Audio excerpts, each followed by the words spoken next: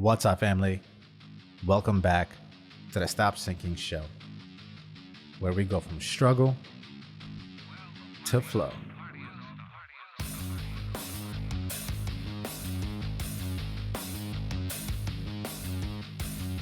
I woke up today to the news that my grandmother passed away, my last living grandparent, my mom's mom. And she's one of the main reasons why my mom didn't or hesitated to leave India to come here, because of this exact scenario of being here if something like that happened. And no matter what issues you have with people, death is an interesting thing because it overpowers everything else with its importance. It's like getting depth perception. When you see that behind you is this towering thing, off in the distance, but still magnitudes bigger than you. That realization jolts you into waking up and seeing how small you are in comparison. It's a huge perspective shift. I reflected on this one time in a previous episode, which only goes to say that I expressed my inability there to hold on to this feeling, that somehow we slip right back into not valuing life.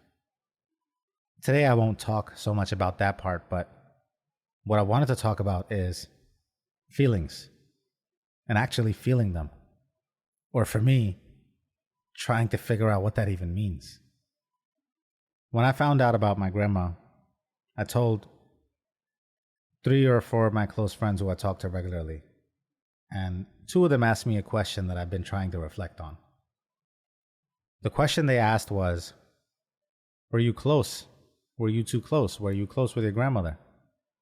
And I think I get the reason behind the question, because everyone has different types of relationship dynamics, and in trying to gauge the amount of impact I must be feeling from her passing, it seems like a natural question to try and figure out what her active role was in my life and how much of a loss does that amount to.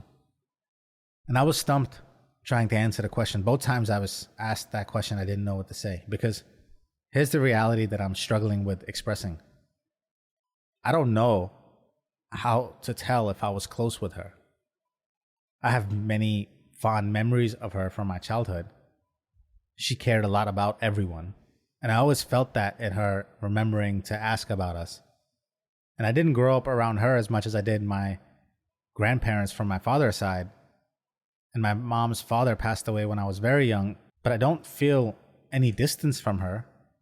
And I was also in the room many times over the last 3 years while my mother had her nightly routine of a phone call with her mom. And I know that my mother's life will have that void going forward.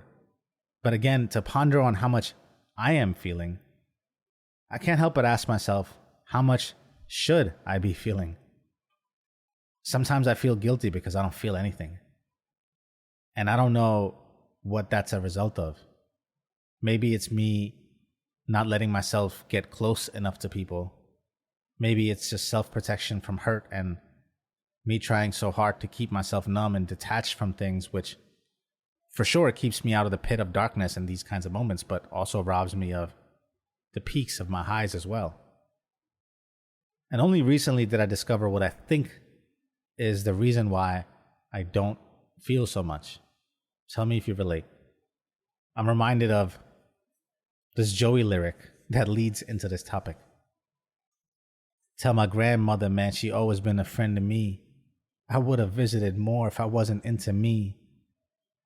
Me, trapped in my own head, keeping myself occupied, busy, for busy's sake, has blunted half of my consciousness, my connections to what is actually available to feel, to touch, to hold, to cherish.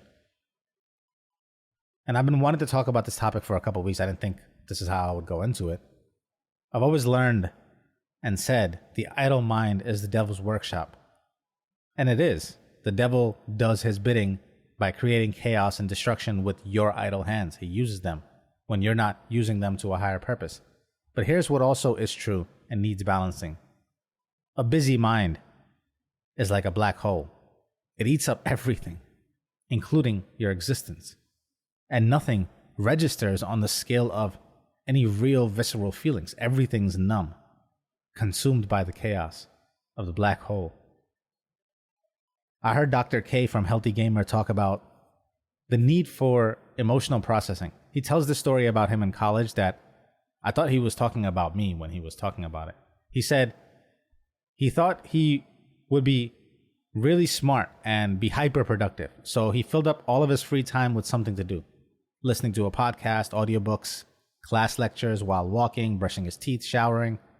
He pretty much filled up all of his idle time with stimulus that he thought was productive. This is literally how I live my life. I don't even step away from this desk for a minute without having something in my ear to listen to while I walk around. And it sounds great. I devour podcasts and books and YouTube videos and tutorials. The problem is, this goes against how we evolved. We had great amounts of idle time. We had time to get bored. Time not easily eaten up by scrolling on social media or auto-playing the next video or reel. And all that idle time allowed for something really important. And that's emotional processing.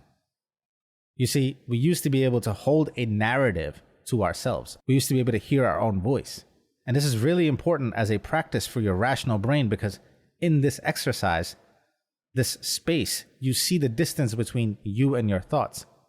Your thoughts can die so you don't have to. See the distance between you and your feelings.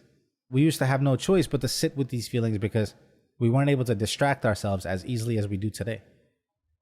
And easy access to distraction, even if you've replaced your idleness with what you think is productive, too much of even a good thing is a bad thing. And that constant busyness is blunting your entire experience of life.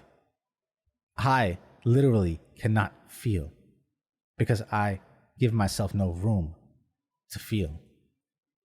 And having done this for so long, now when feeling does poke its head, anything that feels like feelings is so uncomfortable that before I know it, I'm unconsciously, my body just reaches for something to distract myself with as soon as there's a blip on the radar of emotions. You stay busy enough, you might miss out on this whole human experience. And the sad part, you won't even know what you missed out on. No reference for reality. Nothing ever held or felt. I love you, family. Stay true always. I see you on the next show. Rest in peace.